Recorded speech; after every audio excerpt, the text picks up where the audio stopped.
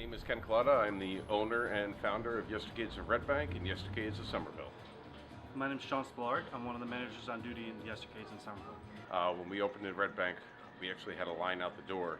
We had a rule when it was under construction that we always had to keep the door closed because we'd have random people just, walking in. We didn't know at all how well it would be received by everyone.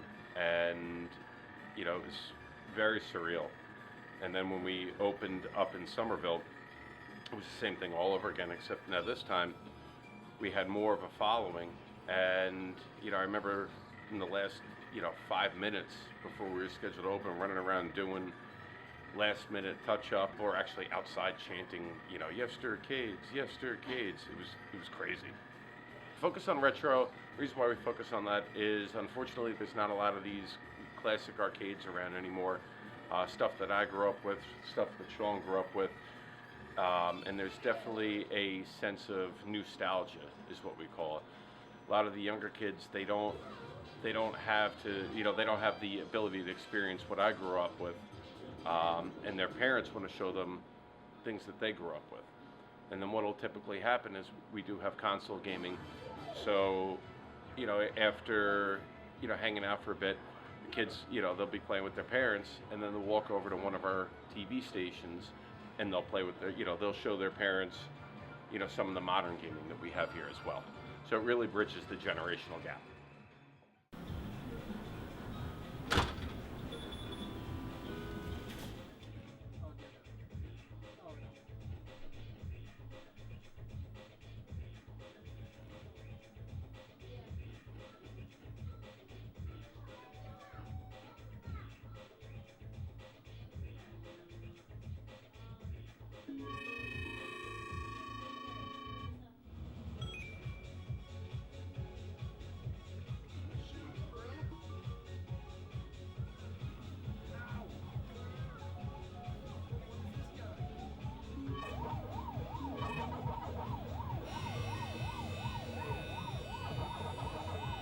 Free play enables you to beat certain games that were, designed to be quarter suckers.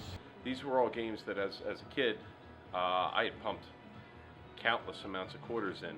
When you get to a certain point in the game, and you're digging around in your pockets trying to throw a quarter in while watching the timer click down to 0, and then having to start all over again. In order for them to be profitable, they'd have to be $1 a game or something like that, and nobody's going to want to play a game of Pac-Man or a game of Space Invaders for $1 a game.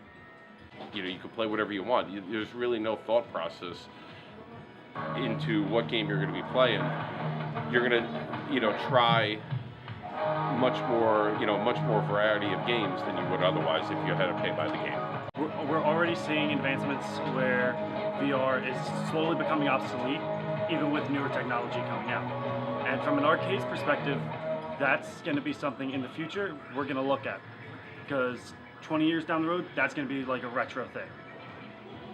The main purpose of the business model is so that you can escape your everyday life, even if it's just for an hour. Whatever issues may be affecting you, Yestercades brings you back to a yesteryear, when the biggest thing you had to worry about is whose house you were going over to on a Saturday night. So we'll see people that come in here and you could just tell they're having, a bad day or whatever.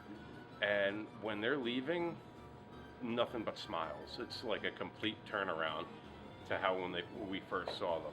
And to be able to brighten their day and, brighten their week in whatever way we can, it's amazing. And it really is fulfilling for us.